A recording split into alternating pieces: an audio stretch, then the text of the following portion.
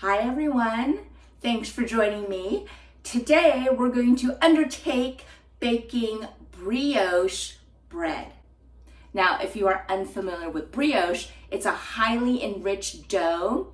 I've had it often at tasting menus where they bring out a basket of a variety of breads. Brioche has always been one of my favorite breads because it's so decadent and buttery, and you can just peel apart the layers of the bread. You don't even need to slice it, and you just see all of the soft, delicate, springy, buttery goodness. I'm getting so excited just thinking about it.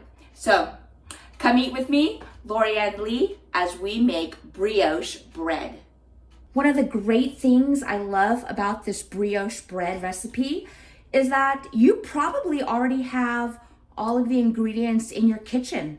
We're going to be using some basic pantry staples like all-purpose flour, granulated sugar, milk, eggs, butter, salt, and some active dry yeast. That's pretty much it.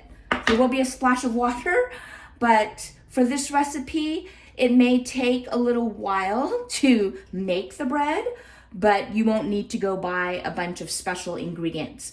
I'm going to be using my KitchenAid stand mixer. I will need a rolling pin, my bench scraper. I have this silicone bowl scraper, which will help me get to the bottom of the dough as it's mixing. And I have 2 loaf pans.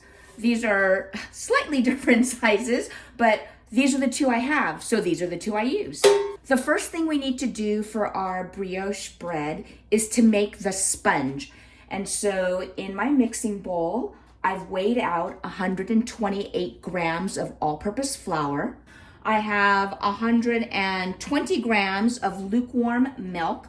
So this is whole milk that I just zapped in my microwave for 30 seconds.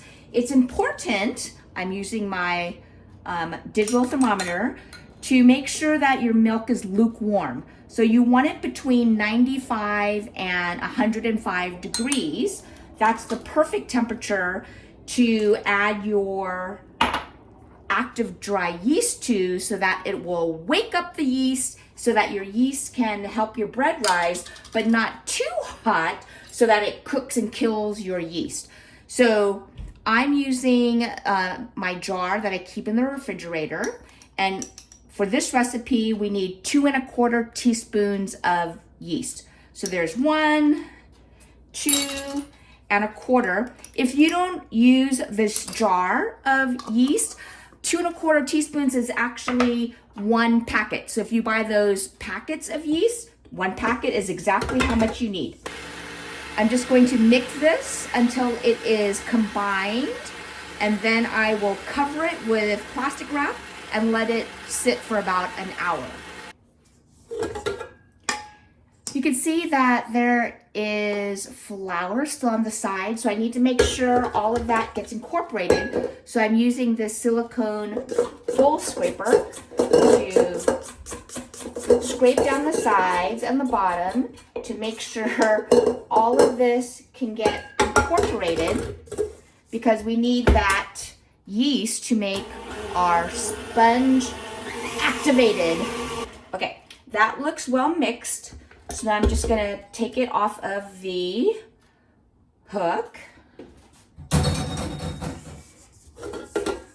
So you can see it's very wet.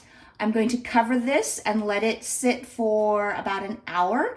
And then the reason it's called a sponge is because when we look at it after it rests, it'll have lots of air bubbles and it will look like a kitchen sponge. All right, you can see now that the sponge looks like a sponge. Can you see all of those holes? Now, this is ready to add in the next set of ingredients. We're going to add in the eggs. Now, the recipe called for 6 eggs, but because I wanted to be precise and measuring everything by grams using my electric scale, I actually needed to use 7 eggs and then take out a little bit of the white to make it have the correct amount of eggs by weight. So now I'm gonna add in the eggs by weight.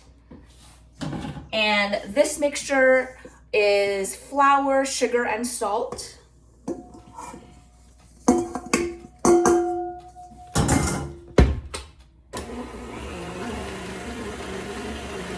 And this is going to mix together until everything comes together as a dough and it pulls from the sides. It takes typically about 12 minutes for this stage.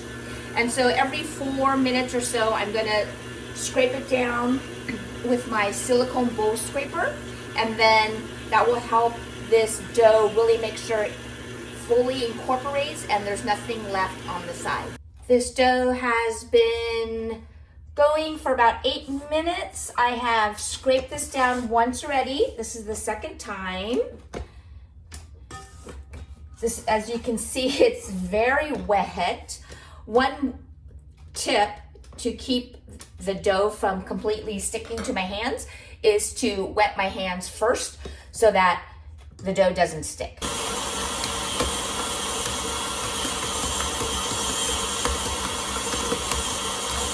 All right, my KitchenAid is quite warm, and one of the things that I've done is, because I'm turning the speed up and really giving my KitchenAid a workout, I placed a damp kitchen towel under my KitchenAid so that it'll help give it some traction so it doesn't slide all over my countertop. Now it is time to start adding in our butter. Brioche is an enriched dough. We have all of that protein from the eggs, and we added in a lot of sugar comparatively as bread goes. And now we're going to add in 1 whole cup. That's 8 ounces of glorious, wonderful, fatty Kerrygold butter. So now I have my KitchenAid going at medium speed. I'm going to add in approximately 1 tablespoon at a time.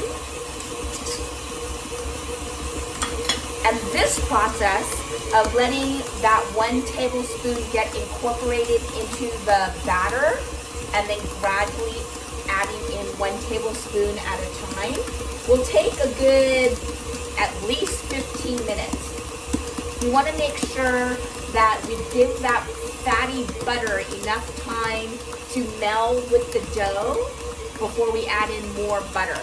I don't know if you can see, but even at medium speed, the towel is getting pushed, which means the KitchenAid is working. And already my KitchenAid is warm, and by the time I'm done incorporating all of the butter and having it kneaded with my KitchenAid, it's gonna be hot to the touch. All right, I no longer see that pat of butter, so now I'm going to add about another tablespoon. I'm just placing that on the side and letting the hook and the batter catch it and then let it go.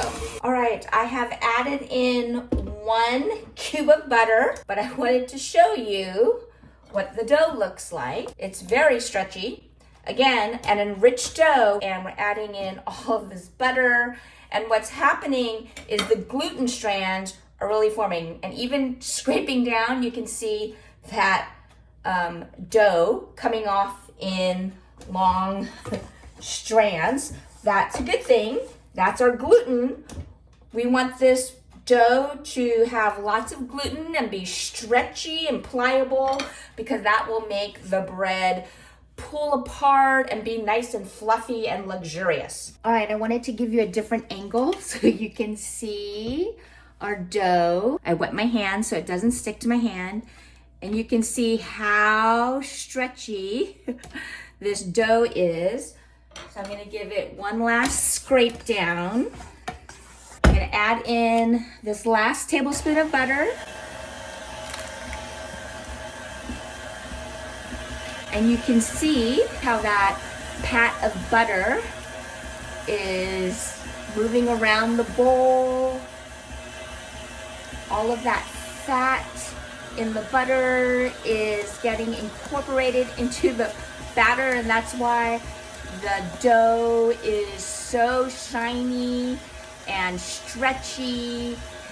And actually, I'm using this Kerrygold butter, which has a higher percentage of butter fat than traditional butters. And after I got about 3/4 of the way adding in both cubes of butter, I actually started wondering if the dough was going to absorb it all, because there's just so much fat content.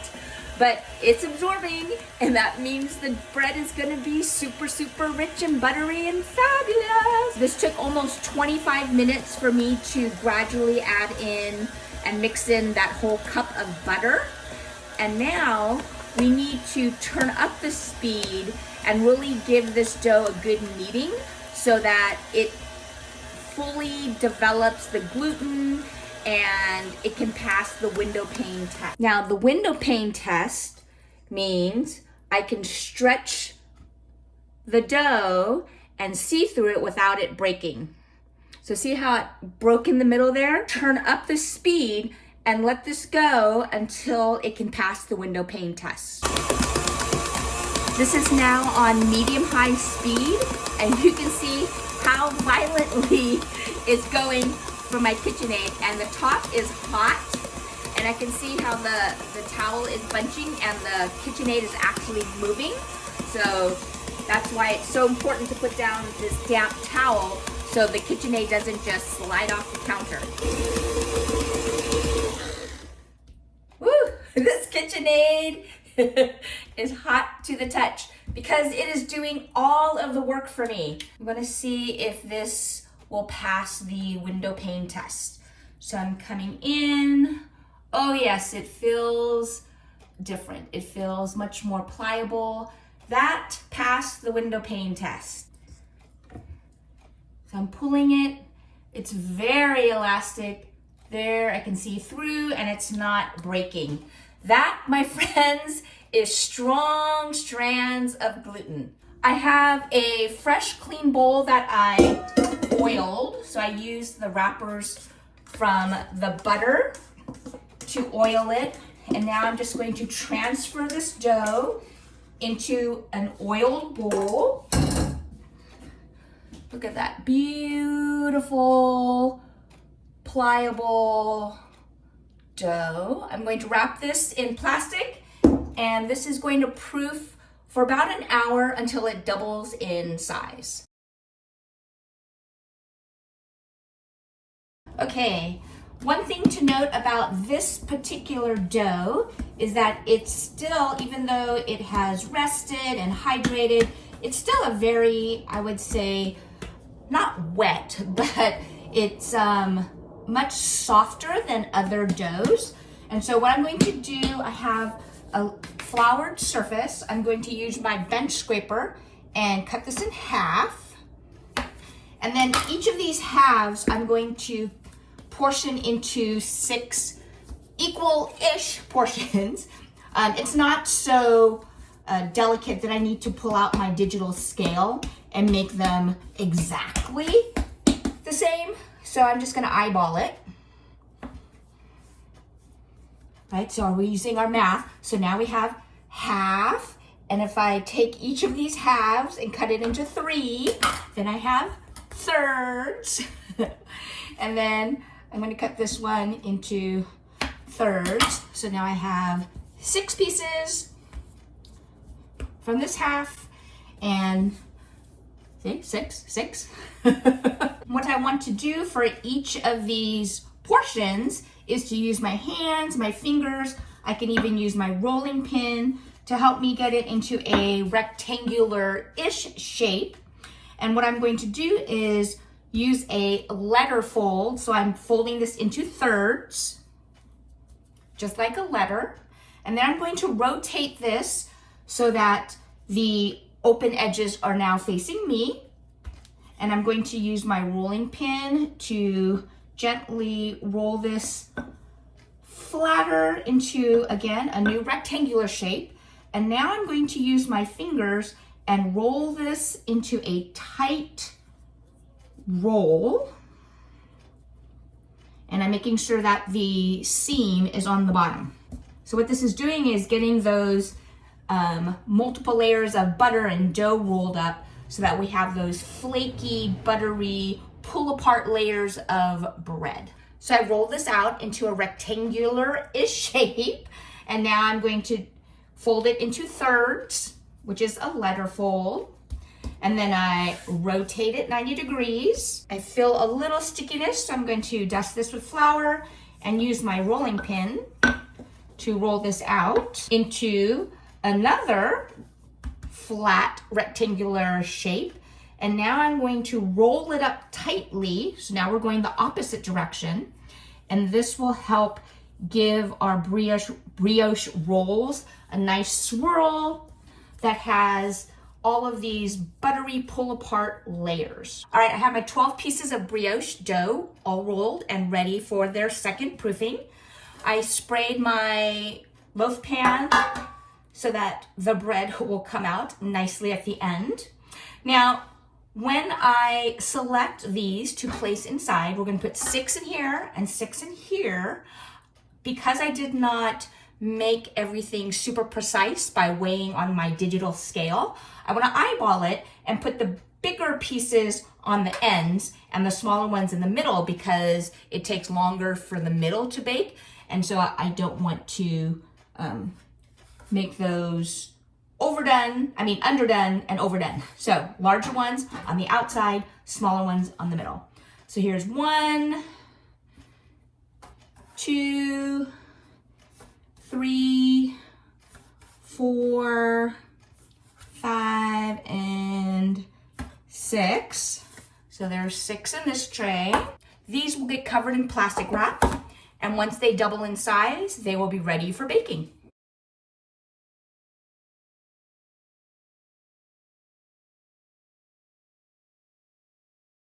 Now normally, these get brushed with an egg wash that has a whole egg and some water. But remember when I weighed the egg for this brioche, I needed 1 extra egg, and then I took out some of the egg white.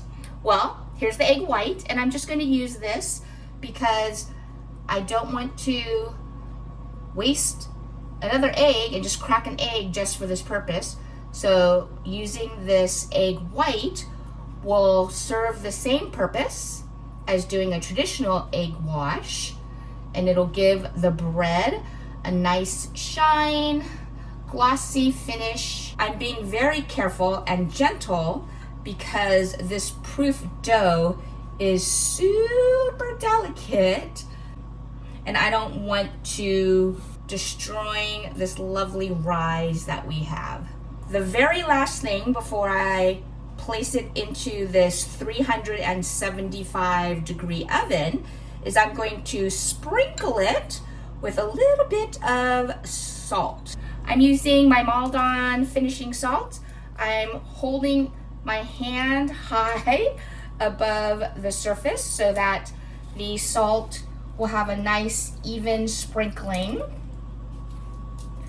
If I hold my hand lower and closer to the bread, then it won't be as spread out. It'll be like you'll just have a pile of salt. Hi, I am about to turn these loaves at the 15-minute mark, but I wanted to show you they are exploding out of these tins. This is ridiculous. They are ginormous. All right, the timer's about to go off. I'm gonna just turn them so the front's in the back and the back's in the front, and then we'll see how much bigger they get. But it does smell like fabulous butter in here right now. All right, the timer just went off. I checked the temperature of the bread, and it is cooked.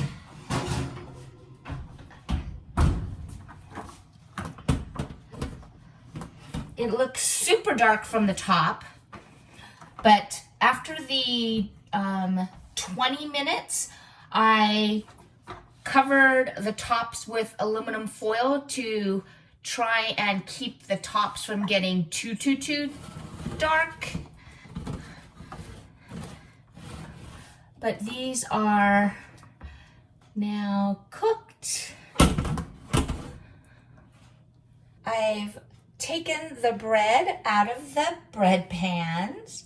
So you can see here is one of the brioche loaves.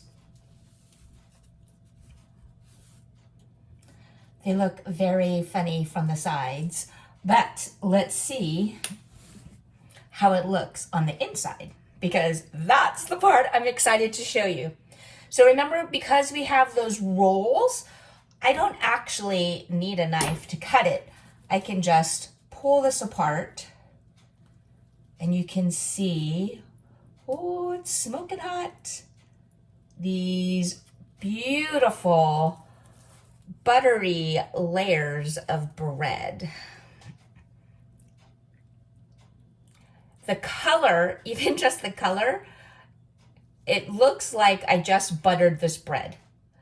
I didn't add additional butter, but remember, we had a whole cup of butter in this bread itself. So let me see how this tastes. It's so buttery. Okay, remember that my awesome KitchenAid worked and worked and worked to really build these gluten strands. This bread is buttery and rich. Look at these. Look at this strand of buttery, beautiful. It's soft and just squishy. This bread is so awesome. Look at that. All of those beautiful strands of gluten. This is so rich, so buttery. I don't even need to add any additional butter. You can just see this bread is so soft and chewy, and the outside has a nice crust.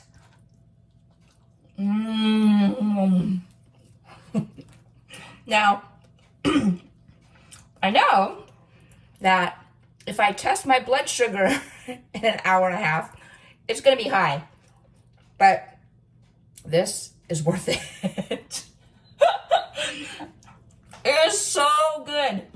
Look at this beautiful brioche bread. Oh, it is so, so good. All right, I don't know if you can actually see the coloring, but up close and personal, I can see like darker yellow bits because of the butter, because of all of that glorious butter that was incorporated into the bread dough. Thank you to my KitchenAid mixer for doing all of the work. My KitchenAid did all of the mixing and kneading for me. And I just get to enjoy the fruits of my KitchenAid's labor. This bread is so buttery and rich and decadent. I wish you could try this. I have 2 whole loaves of bread. It does freeze well. I have in the past frozen it in my vacuum sealer and just stopped it before it misshaped it. But I will eat 1 loaf over the next week or so. I'll share with my neighbors, and I'll bring 1 loaf to a gathering that I have this week. If you have a KitchenAid mixer, go out, buy some high quality butter, and make this brioche bread. Huge shout out to June C from, well, she used to be from Delish. Now her channel is June like the month. But I saw her video years ago, and that's what inspired me to try making brioche. And now you've seen that it can be done in your own home. I hope that you try it. All you really need is some high quality butter, because that butter is so good. So go out, get yourself some Kerrygold butter. And if you have a KitchenAid stand mixer, you too can make this brioche bread. Thanks again for joining me. I'll see you next time. Come eat with me, Lorianne Lee.